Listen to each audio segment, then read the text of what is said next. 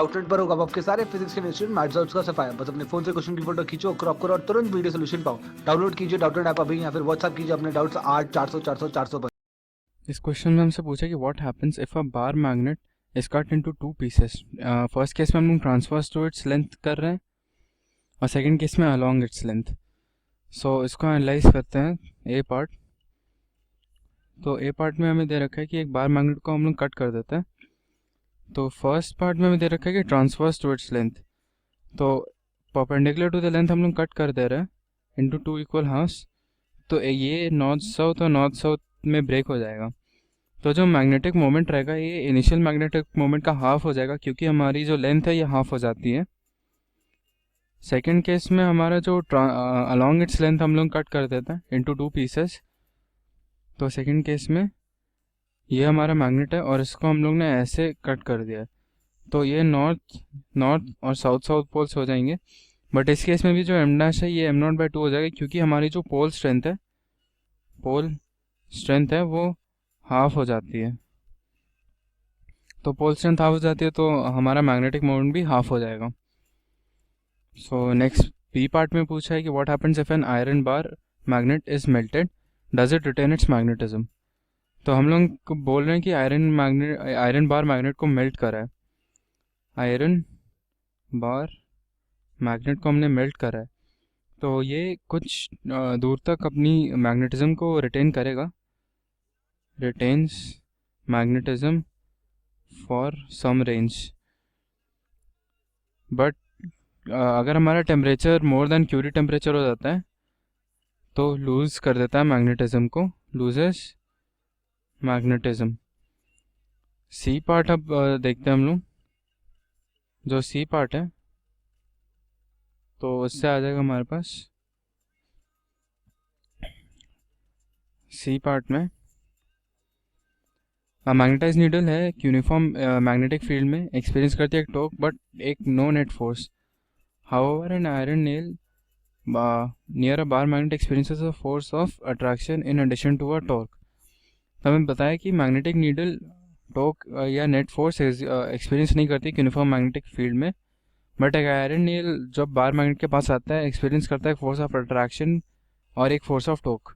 तो इसका रीज़न हमें बताना है। तो सी पार्ट देखते हैं इसमें। ठीक है, मैग्नेटाइज नीडल जो होती है उसमें हमारा एक नॉर्थ पोल भी होता है, साउथ पोल भी होता है। तो इसमें जो फोर्सेस हैं वो equal and opposite in direction होते हैं। तो जो एफ नेट होता है वो होता है zero, but external magnetic field के जो टॉर्क होता है यानी टाउ नेट वो मैग्नेटिक नीडल के लिए नॉन ज़ीरो रहता है। सो ये मैग्नेटिक नीडल है, बट हमारा एक जो आयरन नेल है, आयरन नेल हमारा इनिशियली अनमैग्नेटाइज्ड रहता है, इनिशियली डीमैग्नेटाइज्ड।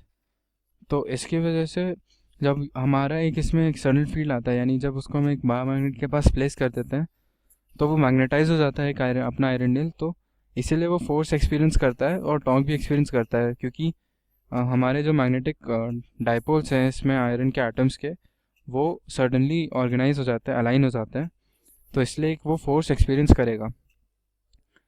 अब डी पार्ट में है must every magnetic field configuration have a north pole and a south pole? What about the field due to a toroid? So इसको हम देखते हैं। सो हमारे डी का आंसर है इसमें कि हाँ ये पॉसिबल है कि नहीं, इसमें ज़रूरी नहीं है कि कोई भी फील्ड कॉन्फ़िगरेशन में नॉर्थ पोल साउथ पोल होना चाहिए। हम लोग बोलते हैं कि जो नॉर्थ साउथ पोल्स हैं वो एग्जिस्ट करते हैं if there is a net magnetic moment, exist if there is a net magnetic moment। यानी हम लोगों को पता है in case of a toroid या इन a straight current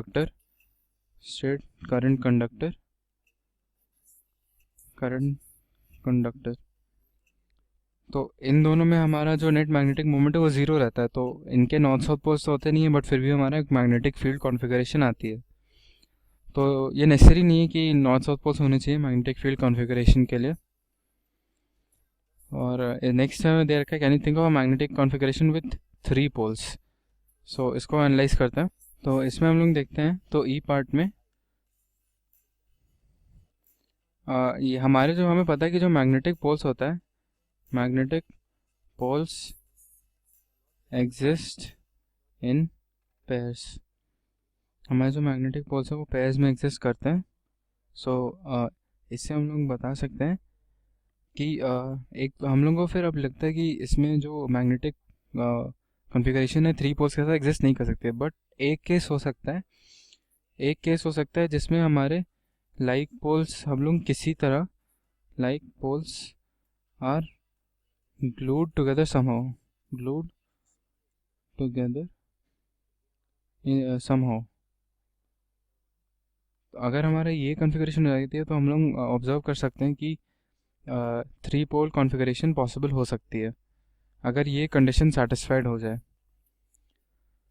F part पे हमसे पूछा कि 2 identical looking iron bars A and B are given, one of which is definitely known to be magnetized. How would you ascertain whether one is magnetized or both are magnetized?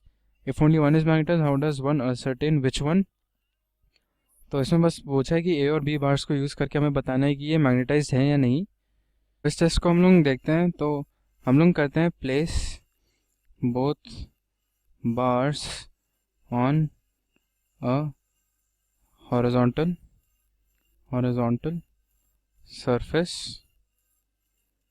इसको तो हम लोग एक बार ए को लेते हैं, बार ए, टेक बार ए, और उसको बार ए के एंड को हम लोग बी के सेंटर से टच करवाते हैं, यानी जैसे ये बी है तो बार ए को हम लोग इसके सेंटर से टच करवाते हैं। अगर ए पे फोर्स लग रहा है तो ए मैग्नेटाइज है और बी नॉन मैग्नेटाइज्ड है। एंड एक्चुअली अगर ए पे कोई फोर्स नहीं लग रहा है तो हमारा ए अनमैग्नेटाइज है और बी मैग्नेटाइज्ड है। और अदर वे राउंड भी कर सकते हैं अगर हमें दूसरे कॉन्फ़िगरेशन को असर्टेन करना है। तो ये हमारा टेस्ट हो जाएगा इस केस के लिए।